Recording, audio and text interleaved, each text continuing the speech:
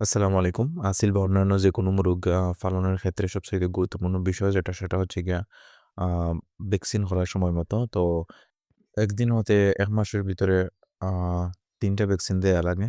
৫ দিন বয়সের রানীক্ষেত অর্থাৎ BCIDB, তো এটার দাম হচ্ছে গিয়া ৳১৫ পশু হাসপাতাল থেকে আনলে।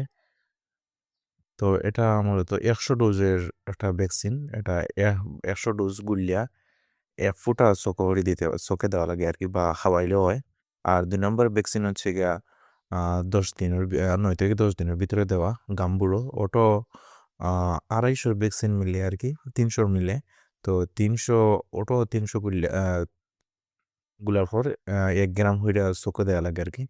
আর ৩ নম্বর ভ্যাকসিন হচ্ছে গিয়া ফাউল পক্স। তো ফাউল পক্সটার ভ্যাকসিনটা একটু জটিল। তো ফাউল পক্সের ভ্যাকসিনটা দেয়া লাগে ফাখের নরম অংশে, চামড়ার নিচে সুই দিয়া আ হালকা খড়ি লাগাইয়া সুইও গাঁথলেই হয়ে যায় আরকি। তো ফাউল পক্সের ভ্যাকসিন কিভাবে দিতে হয় পরবর্তীতে একটা বিস্তারিত ভিডিও দেব ইনশাআল্লাহ।